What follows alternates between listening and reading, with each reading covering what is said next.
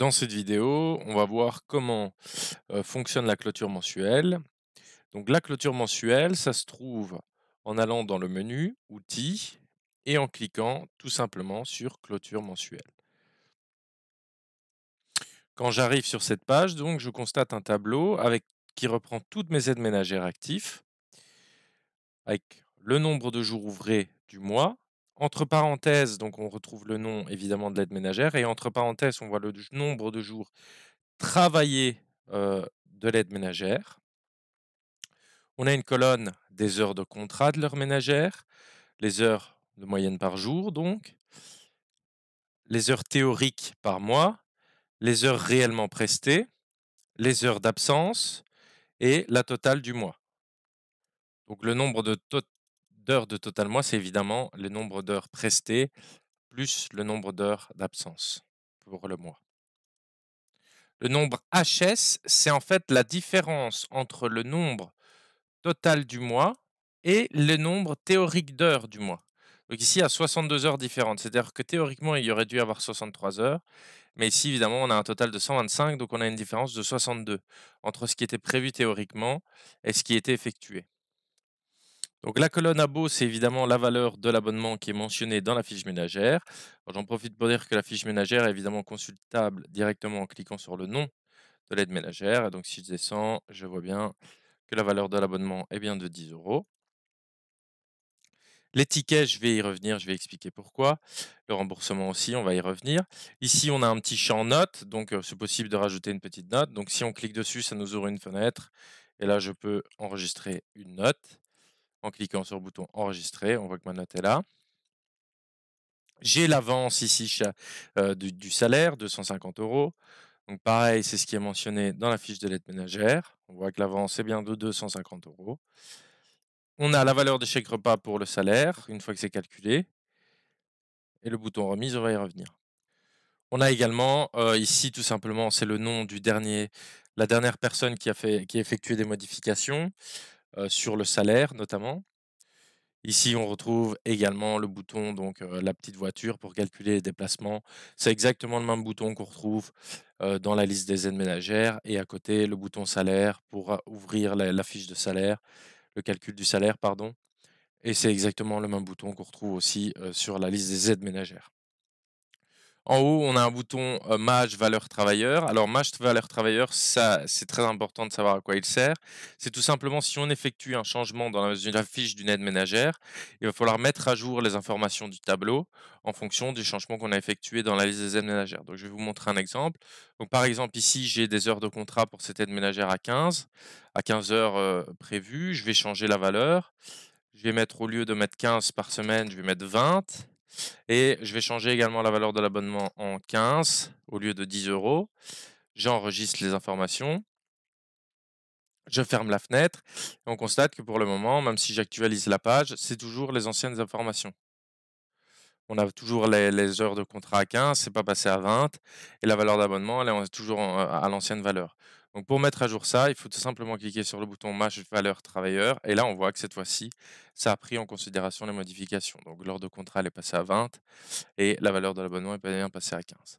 Donc très important, lorsqu'on fait effectue une modification et qu'on veut qu'elle soit prise en compte dans le tableau, de cliquer sur Match valeur travailleur. Donc on constate que la première utilité évidemment de ce tableau, c'est d'avoir une vue d'ensemble sur toutes nos aides ménagères, sur les heures de contrat, la moyenne d'heures du jour, les heures théoriques de leur mois, les heures d'absence du mois, les différences entre ce qu'elles auraient dû faire et ce qu'elles ont réellement fait, d'avoir leur valeur d'abonnement. Ça nous permet, voilà, d'avoir une vue d'ensemble sur toutes nos aides ménagères. C'est ça la première utilité de ce fichier. L'autre très grande utilité de ce fichier, on va le voir, c'est de pouvoir rajouter un remboursement de tickets des transports. Donc c'est cette colonne-ci, on voit tickets, la plupart sont à 0. Donc ça, c'est le ticket que vous allez rembourser. Donc c'est le ticket de bus que vous allez rembourser pour l'aide ménagère, le ticket de train que vous allez rembourser. Et donc quand on va mentionner une valeur de ticket, ça va s'ajouter, s'accumuler ou pas à la valeur du remboursement par abonnement. Donc si je prends par exemple cette-ci, alors on voit qu'elle a déjà une valeur de remboursement d'abonnement, de transport de 2,67 €. C'est en fonction évidemment de la valeur de son abonnement de 10 euros, des prestations fournies, du nombre de jours de prestation et cetera. C'est pour ça que c'est calculé à 2,67 €. Elle a travaillé que 8 jours. Mais admettons, je rajoute une valeur de ticket, donc je clique, ça m'ouvre la nouvelle fenêtre. Dans le petit champ ticket, je vais rajouter, je ne sais pas, 5 € par exemple de remboursement de ticket. J'enregistre et on voit que ça se cumule. Les 5 € des tickets se sont cumulés aux 2,67 € qui étaient précédemment calculés. Alors certains n'ont pas d'abonnement, hein. Il y a certaines aides ménagères qui n'ont pas d'abonnement et que vous allez rembourser uniquement au ticket donc de transport, de tickets de bus et cetera, en fonction des tickets de bus, des tickets de train. Donc évidemment, si je rajoute une valeur ici, je mets 20 € pour celle-ci qui a 0 d'abonnement, bah, ça va évidemment faire un remboursement à 20 € puisqu'il y aura que ça ajouté. Donc une fois que j'ai rajouté la valeur des tickets à rembourser, je peux cliquer sur remise OK, ce qui m'indique que j'ai effectué mon calcul. Je peux cliquer sur verrouiller pour évidemment m'indiquer, ça va juste rajouter un petit cadenas pour me dire: «OK, j'ai travaillé sur ça, c'est fait pour elle». C'est juste un titre indicatif, le petit cadenas. Et donc une fois que j'ai rajouté, ma valeur de ticket, évidemment, je peux calculer le reste, être sûr, calculer le salaire. Donc je peux repasser par le calcul des déplacements de mon aide ménagère. En allant sur la petite voiture, je clique sur enregistrer, je retourne sur la fiche du salaire évidemment du mois et je vois quoi? Je vois que le remboursement de l'abonnement, ici, la nouvelle valeur calculée, il est bien à 13,50 € comme ici et donc c'est ce que je devrais rembourser à mon aide ménagère pour ce mois. Donc évidemment, il ne faut pas oublier puisqu'ici on voit qu'on a 15 €, c'est tout simplement l'ancienne valeur calculée avec un ancien calcul. Donc pas oublier d'enregistrer les nouvelles valeurs calculées, donc tout simplement en cliquant sur copier.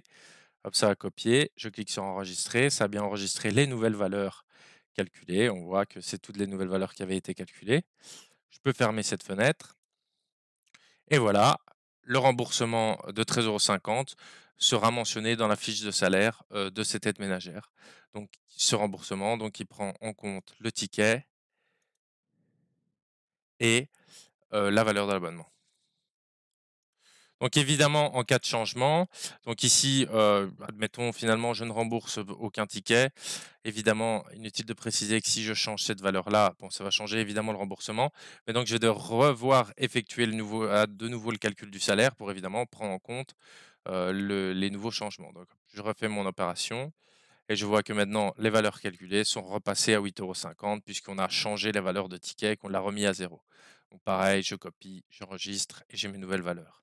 Alors chose très importante également à savoir, c'est que les jours ouvrés, enfin les jours travaillés pardon, que vous voyez entre parenthèses à côté du nom de travail sont calculés en fonction des heures au statut réservé et au statut effectué. Ça veut dire que cette valeur donc de 21 jours peut être amené à changer en fonction de ce que vous allez ajouter comme prestation pour l'aide ménagère ou ce que vous allez retirer comme prestation de l'aide ménagère. Donc prenons un exemple, pour cette première aide ménagère, on voit qu'elle a 17 jours, de travail. Je vais aller dans mes prestations. Je vais aller donc dans mes prestations, je vais faire une recherche en fonction de l'aide ménagère à partir de la date de début, 1er octobre jusqu'au, fin octobre et on va aller supprimer une prestation. On va aller supprimer un jour de prestation, c'est important, puisque tant qu'il y aura des prestations effectuées à une date, ça comptera comme un jour travaillé. Évidemment, s'il n'y a plus aucune prestation effectuée ce jour, ça retirera un jour. Donc par exemple, ici, on a une prestation le 11 du 10, je vais la supprimer. Hop, je mets, effacer, voilà. Elle a été supprimée. Je me rends à nouveau dans la clôture mensuelle et je vois que le nombre de jours travaillés, il est passé à 16 parce que j'ai supprimé un jour de prestation, pour mon aide ménagère. Mais dans ce cas, cela signifie que les valeurs de remboursement, là, actuellement, elles avaient été calculées pour l'ancienne version, donc pour les 17 jours. Donc je dois refaire le calcul si j'ai changé, le planning de mon aide ménagère. Donc si j'ai changé, j'ai soit supprimé des jours de prestation, soit ajouté des jours de prestation, la valeur des jours travaillés de l'aide ménagère va changer et le calcul du remboursement également va changer. Donc je vais devoir réeffectuer le calcul. Alors c'est simple pour effectuer le calcul. On clique sur ticket tout simplement, on réenregistre et il refait le calcul, tout simplement. Et donc là, on voit qu'il a refait le calcul et au lieu de rembourser 8,50 €, finalement, vu qu'elle a un jour en moins, on remboursera uniquement 8 €. Et donc là, de nouveau, je peux réouvrir le salaire, enregistrer les déplacements, hop, voir que la valeur calculée est bien de 8 €, copier et enregistrer. Donc on constate que la clôture mensuelle, son utilité, c'est vraiment de l'utiliser en fin de mois. Lorsqu'on est sûr que le mois est clôturé, qu'on ne va pas modifier de prestations pour l'aide ménagère en cours, et donc que le calcul sera définitif. C'est là où c'est le plus intéressant à utiliser. Mais donc retenez bien que si vous effectuez quand même un changement à la dernière minute dans le mois pour l'aide ménagère, de bien repenser à refaire le calcul évidemment du remboursement des transports. C'est important puisque le nombre de jours peut être adapté éventuellement heu, en fonction des modifications que vous avez effectuées.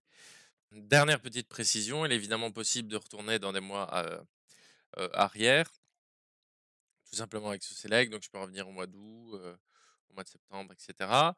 Et évidemment dans le cas, d'un multisociété, on peut choisir la société et afficher donc les aides ménagères relatifs à telle ou telle société.